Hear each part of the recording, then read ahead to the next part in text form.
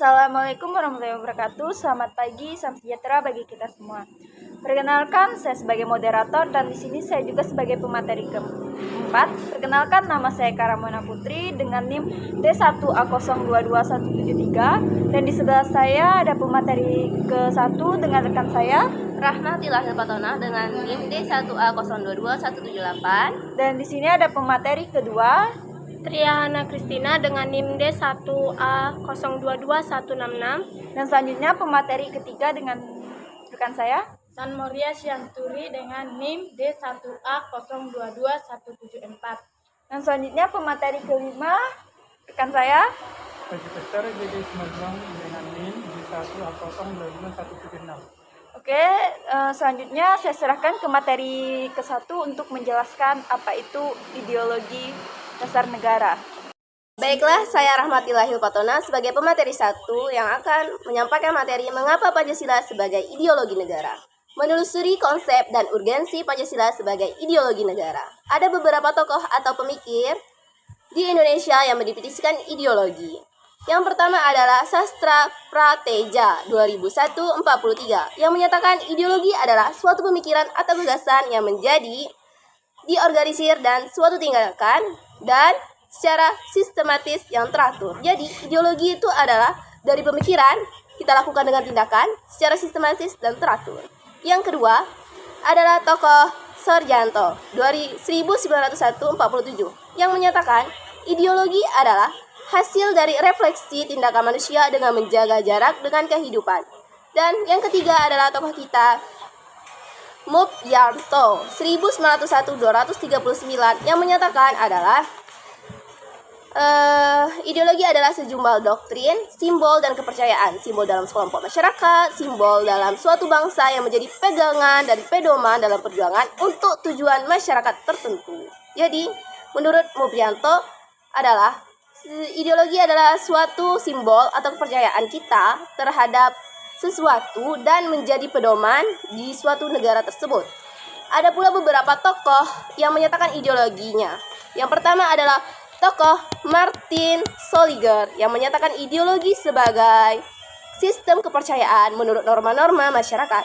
Yang kedua adalah menurut Mark Alvin Goldner yang menyatakan ideologi sebagai proyek nasional yang menyatakan sebagai sistem politik. Sedangkan yang ketiga adalah Paul Hirsch yang menyatakan ideologi sebagai relasi sosial atau hubungan sosial kita. Baiklah, terima kasih. Ini adalah materi pertama. Selanjutnya akan dilanjutkan oleh pemateri kedua oleh rekan saya. Baiklah, materi selanjutnya akan saya bacakan yaitu berbagai corak ideologi terbagi menjadi 4. Yang pertama ada seperangkat prinsip dasar sosial politik, yang kedua yaitu suatu pandangan hidup, yang ketiga yaitu suatu model atau paradigma, dan yang keempat yaitu berbagai aliran pemikiran yang menonjol nilai tertentu. Selanjutnya ada beberapa fungsi dari ideologi. Yang pertama yaitu sebagai struktur kognitif, yang kedua orientasi dasar dengan membuka berbagai wawasan, yang ketiga yaitu norma-norma yang menjadi pedoman atau pegangan hidup, yang keempat yaitu kekuatan yang mampu menyemangati dan mendorong seseorang untuk mencapai kegiatan, dan yang kelima yaitu pendidikan bagi seseorang atau masyarakat untuk memahami, menghayati serta memolakan tingkah lakunya sesuai dengan orientasi dan norma-norma yang terkandung di dalamnya. Selanjutnya, jenis-jenis ideologi di dunia, yaitu ada Marxisme-Leninisme, yaitu suatu paham yang meletakkan ideologi dalam perspektif evolusi sejarah yang didasarkan pada dua prinsip. Yang pertama yaitu prinsip perubahan cara produksinya, dan yang kedua yaitu proses perubahan sosial bersifat dialektis. Yang kedua yaitu liberalisme, yaitu suatu paham yang meletakkan ideologi dalam perspektif kebebasan individual, yang artinya di mana lebih mengutamakan hak-hak individual. Selanjutnya yaitu sosialisme, yaitu suatu paham yang meletakkan ideologi dalam perspektif dengan kepentingan masyarakat, yang artinya wajib menyejahterakan seluruh masyarakat atau yang dikenal dengan konsep welfare state. Selanjutnya yaitu kapitalisme, yaitu suatu paham yang memberi kebebasan kepada setiap individu untuk menguasai sistem perekonomian dengan kemampuan modal yang ia miliki. Yang selanjutnya yaitu urgensi Pancasila sebagai ideologi negara. Globalisasi merupakan era saling keterhubungan antara masyarakat suatu bangsa dengan masyarakat bangsa lainnya, sehingga masyarakat dunia bisa menjadi saling terbuka. Selanjutnya yaitu fase-fase perkembangan globalisasi, yaitu yang pertama ada fase embrio berlangsung di Eropa dari abad ke-15 sampai ke-18 dengan munculnya komunitas nasional dan runtuhnya sistem transnasional abad tengah. Yang kedua yaitu fase pertumbuhan yang meliputi abad ke-18 dengan ciri pergeseran kepada gagasan negara kesatuan. Yang ketiga yaitu fase take off yang berlangsung dari tahun 1870 sampai 1920 yang ditandai dengan diterimanya konsep baru tentang negara kebangsaan. Yang keempat yaitu fase perjuangan hegemoni yang dimulai dari tahun 1920 sampai dengan pertengahan 1960 yang ditandai dengan meningkatnya konflik internasional dan ideologi seperti kapitalisme, sosialisme, fasisme, dan nasisme. Yang kelima yaitu fase ketidakpastian, yaitu berlangsung dari tahun 1960 sampai 1990 yang ditandai dengan munculnya gagasan dunia ketiga. Yang terakhir yaitu fase kebudayaan global, yaitu fase ditandai oleh perubahan radikal di Eropa Timur dan Uni Soviet yang artinya runtuhnya dominasi komunisme di beberapa negara dan berakhirnya Perang Dingin. Itulah beberapa materi yang dapat saya sampaikan. Materi selanjutnya akan disampaikan oleh rekan saya. Baiklah, saya sebagai pemateri ketiga akan menjelaskan tentang menanya alasan diperlukannya kajian Pancasila sebagai ideologi negara. 1. Warga negara memahami dan melaksanakan Pancasila sebagai ideologi negara. Pancasila sebagai ideologi negara menghadapi tantangan dari berbagai ideologi dunia dalam kebudayaan global. Unsur-unsur yang mempengaruhi ideologi Pancasila yaitu 1. Unsur ateisme, yaitu unsur yang bertentangan dengan asas ketuhanan yang Maha Esa. 2. Unsur individualisme, yaitu unsur yang bertentangan dengan asas keadilan sosial bagi seluruh rakyat Indonesia. 3. Kapitalisme. Selain menghadapi tantangan dari ideologi-ideologi besar dunia, juga menghadapi tantangan dari sikap dan perilaku kehidupan yang menyimpang dari norma-norma masyarakat umum. 2. Penyelenggaraan negara memahami dan melaksanakan Pancasila sebagai ideologi negara. Penyelenggaraan negara merupakan kunci penting bagi sistem pemerintahan yang bersih dan berwibawa, sehingga aparatur negara juga harus memahami dan melaksanakan Pancasila sebagai ideologi negara secara konsisten. Pancasila sebagai orientasi kehidupan konsisten yaitu 1. Kesediaan untuk saling menghargai dalam berbagai kekasan. 2. Aktualisasi 5 sila Pancasila yang artinya melakukan Pancasila dalam kehidupan sehari-hari. C. Menggali sumber historis, sosiologis, politis tentang Pancasila sebagai ideologi negara. 1. Sumber historis Pancasila sebagai ideologi negara. Kedudukan Pancasila sebagai ideologi negara para penyelenggaranya yang berkuasa sepanjang sejarah yaitu 1.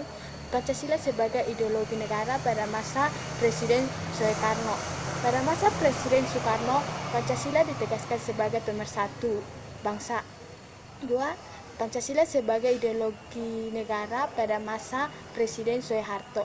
Pancasila sebagai ideologi negara pada masa pemerintahan Presiden Soeharto menegaskan bahwa Pancasila dijadikan sebagai asas tunggal organisasi politik dan organisasi masyarakat. C. Pancasila sebagai ideologi negara pada masa pemerintahan Presiden Habibie. D. Pancasila sebagai ideologi negara pada masa pemerintahan Presiden Abdurrahman Wahid. E. Pancasila sebagai ideologi negara pada masa pemerintahan Megawati. F. Pancasila sebagai ideologi negara pada masa pemerintahan Presiden Susilo Bambang Yudhoyono. Dan selanjutnya akan dilanjutkan oleh rekan saya. Oke, di sini saya pemateri keempat akan menjelaskan sumber sosial Pancasila sebagai ideologi Pancasila. Unsur-unsur sosial yang membentuk Pancasila sebagai ideologi meliputi hal-hal berikut. Yang pertama adalah sila ketuhanan yang Maha Esa. Yang kedua ada sila kemanusiaan yang adil dan beradab. Yang ketiga ada sila persatuan Indonesia. 4 ada kerakyatan yang dipimpin oleh hikmat kebijaksanaan dalam permusyawaratan perwakilan. Yang kelima ada keadilan sosial bagi seluruh rakyat Indonesia. Selanjutnya sumber politis Pancasila sebagai ideologi. Unsur-unsur politis yang membentuk ideologi meliputi hal-hal yang terdapat pada sila kelima Pancasila.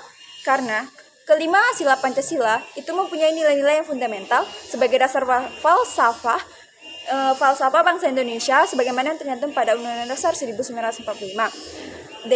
Membangun argumen tentang dinamika dan tantangan Pancasila sebagai ideologi negara. Argumen tentang dinamika Pancasila sebagai ideologi negara.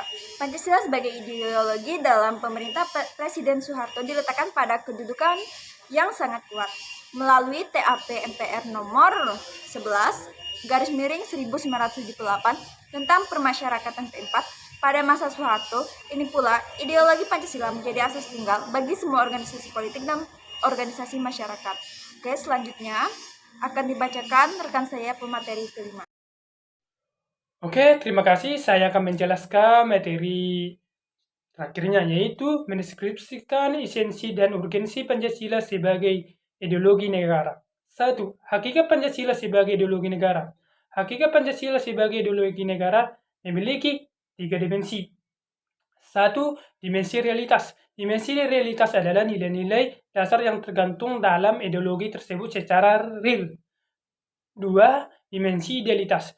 Dimensi idealitas adalah nilai-nilai yang memberikan harapan tentang masa depan yang lebih kuat. 3. Dimensi fabilitas.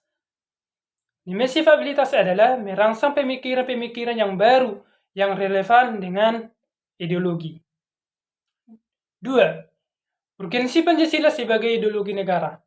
Beberapa peran konkret Pancasila sebagai ideologi meliputi hal-hal sebagai berikut. 1. Ideologi negara sebagai penuntut warga negara. 2. Ideologi negara sebagai penolakan terhadap nilai-nilai yang tidak sesuai dengan sila-sila Pancasila.